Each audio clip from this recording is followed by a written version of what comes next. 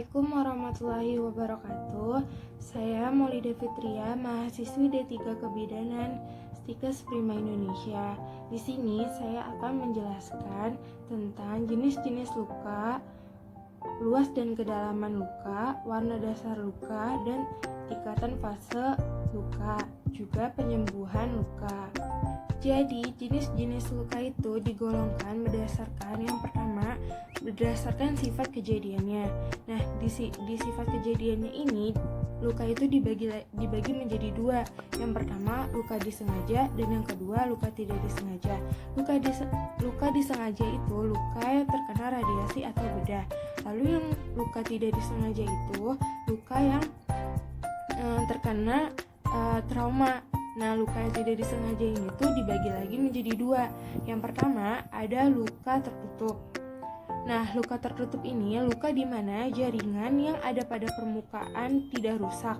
Contohnya kesleo, terus juga terkilir, patah tulang, dan lain sebagainya. Lalu yang kedua ini ada luka terbuka. Nah, luka terbuka ini luka di mana kulit atau selaput jaringannya itu rusak. Kerusakan terjadi karena kesengajaan seperti operasi. Lalu kalau kerusakan yang tidak disengaja itu contohnya kecelakaan.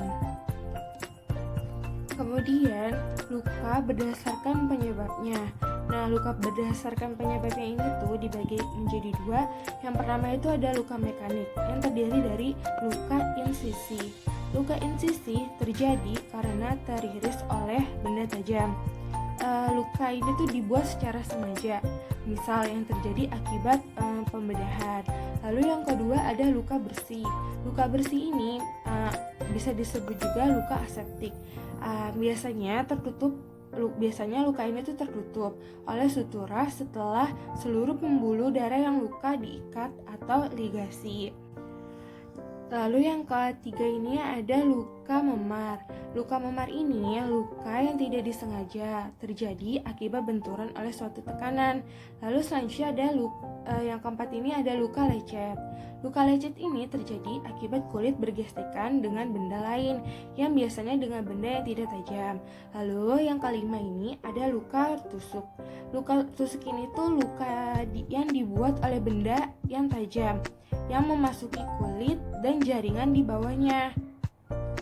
Luka tusuk atau punktur yang tidak disengaja terjadi pada kasus contohnya seperti paku yang menusuk alas kaki bila paku tersebut itu terinjak. Lalu yang keenam ini ada luka gores. Luka gores ini terjadi bila kulit tersobek secara kasar. Ini terjadi secara tidak disengaja. Biasanya disebabkan oleh kecelakaan akibat benda yang tajam seperti oleh kaca atau oleh kawat. Lalu pada kasus kebidanan, contohnya itu robeknya perineum karena kelahiran bayi. Lalu yang ketujuh ada luka tembus atau luka tembak. Nah, luka ini tuh menembus organ tubuh. Biasanya pada bagian awal luka masuk diameternya kecil, tetapi pada bagian ujung biasanya itu lukanya akan melebar. Selanjutnya yang ke-8 ini ada luka bakar. Luka bakar ini luka yang terjadi karena jaringan tubuh terbakar. Nah, yang ke-9 ada luka gigitan. Luka gigitan ini luka yang tidak jelas bentuknya pada bagian luka. Lalu luka berdasarkan penyebabnya ini tuh yang kedua itu ada luka non-mekanik. Nah, luka non-mekanik ini luka akibat zat kimia, termik, radiasi, atau serangan listrik. Selanjutnya ada luka berdasarkan tingkat kontaminasinya. Yang pertama ini ada luka bersih. Luka bersih itu luka bedah yang tak terinfeksi, yang mana tidak terjadi proses peradangan atau inflamasi, dan infeksi pada sistem pernapasan, pencernaan, genital, dan urinari tidak terjadi. Luka bersih itu biasanya menghasilkan luka yang tertutup. Kemungkinan terjadinya infeksi ini tuh sekitaran 1% sampai 5%. Lalu yang kedua ini ada luka bersih terkontaminasi. Luka ini tuh merupakan luka pembedahan di mana saluran respirasi, pencernaan, genital atau perkemihan itu dalam kondisi yang terkontrol. Lalu kontaminasinya itu tuh tidak selalu terjadi. Kemungkinan timbulnya infeksi ini tuh 3% sampai 11%. Lalu yang ketiga ini ada luka terkontaminasi. Luka ini tuh termasuk luka yang terbuka, fresh, luka akibat kecelakaan dan operasi dengan kerusakan besar dengan teknik aseptik atau kontaminasi dari saluran cerna. Nah, kemungkinan infeksi lukanya ini tuh 10% sampai 17%.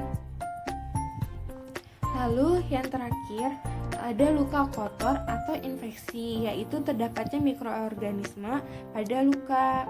Selanjutnya, luka berdasarkan kedalaman dan luasnya luka.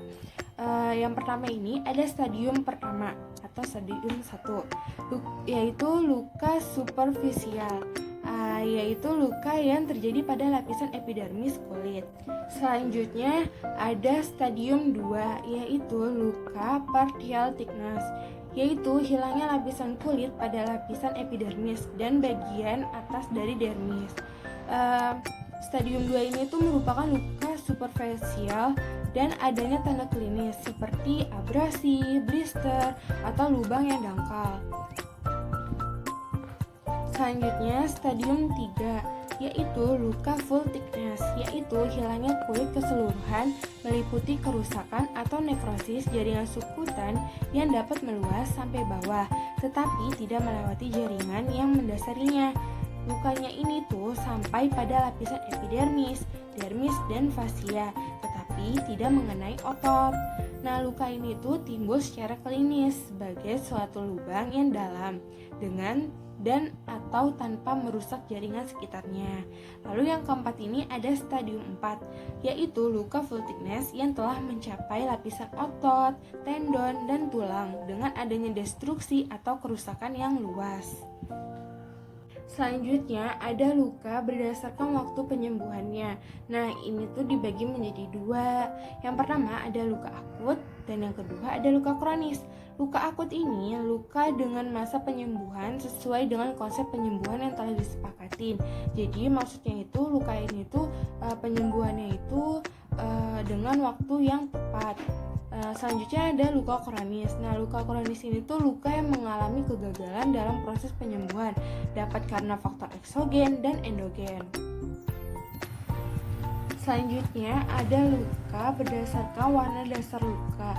Yang pertama itu ada luka warna merah atau luka merah, merupakan luka dengan dasar luka yang warnanya itu merah tua atau merah terang dan selalu tampak lembab. Nah, luka merah ini tuh merupakan luka bersih dengan banyak vaskularisasi. Karenanya luka ini tuh mudah berdarah. Terus luka yang berwarna merah ini tuh atau juga disebut juga luka pucat. Nah, luka ini tuh luka sehat pada fase akhir proses penyembuhan luka. Yang selanjutnya ini ada luka kuning. Luka kuning ini luka dengan dasar yang berwarna kuning, kuning kecoklatan, kuning kehijauan, dan kuning pucat. Luka ini itu merupakan luka yang keadaannya itu sudah terkontaminasi dan terinfeksi. Luka ini itu merupakan campuran dari jaringan nekrotik yang berdehidrasi dan bakteri. Luka ini itu luka yang mayoritas berwarna kuning ini tuh bisa disebut juga dengan luka yang bernanah.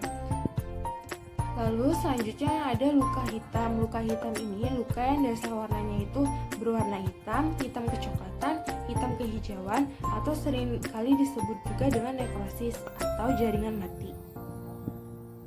Selanjutnya ada proses penyembuhan luka. Proses penyembuhan luka ini dibagi menjadi 3 fase. Yang pertama itu ada fase inflamasi. Fase ini tuh merupakan fase awal penyembuhan luka. Nah, fase ini itu dibagi menjadi 2, yaitu inflamasi awal dan inflamasi akhir. Inflamasi awal itu ketika luka terjadi trombosit yang berperan dalam membekukan darah, akan berkumpul di area luka untuk menghentikan perdarahan. Nah, setelah pendarahan berhenti, pembuluh darah akan melebar dan mengalirkan darah ke area luka tersebut. Akibatnya area lukanya itu terasa hangat, membengkak, dan kemerahan. Lalu inflamasi akhir. Inflamasi akhir ini tuh setelah untuk mencegah infeksi dari berbagai bakteri dan mikroba, maka sel darah putihnya ini tuh akan membanjiri area luka. Nah, selain itu sel darah putih juga memperbaiki jaringan yang rusak. Setelah itu secara bertahap sel kulit baru itu akan tumbuh dan menutup area luka. Selanjutnya ada fase proliferasi. Pada proses penyembuhan luka yang kedua ini itu terjadi di hari ketiga hingga 2 minggu setelah luka terjadi. Nah, pada fase ini itu terjadi pembentukan jaringan parut dan kolagen mulai tumbuh di dalam luka. Kolagen sendiri itu adalah protein yang berfungsi meningkatkan tensi di permukaan kulit yang terluka. Nah, kolagen akan mendorong tapian luka semakin menyusut dan menutup. Nah, pada fase proliferasi ini tuh akan berakhir ditandai dengan tumbuhnya jaringan epitel. Apa sih fungsinya jaringan epitel ini? Nah, fungsi dari jaringan epitel ini tuh meningkatkan aliran darah ke area luka. Ada fase maturasi. Pada proses penyembuhan luka yang terakhir ini adalah tahap pematangan, di mana mulai terjadi pada hari ke-20 hingga 1 atau 2 tahun pasca luka terjadi. Nah, pada fase ini tuh fibroblasnya ini menghasilkan jaringan parut akan terus berjalan dan mensintesis kolagen sehingga area luka akan semakin mengecil, elastisis kulit menurun dan muncul garis putih di sekitaran luka. Nah, setelah itu akan timbul jaringan parut dengan tensi dan kekuatan yang serupa dengan jaringan yang sudah rusak akibat luka. Namun pastinya area bekas luka tidak akan memiliki tampilan yang serupa dengan kulit yang sebelum terluka, terutama dari segi kelenturannya.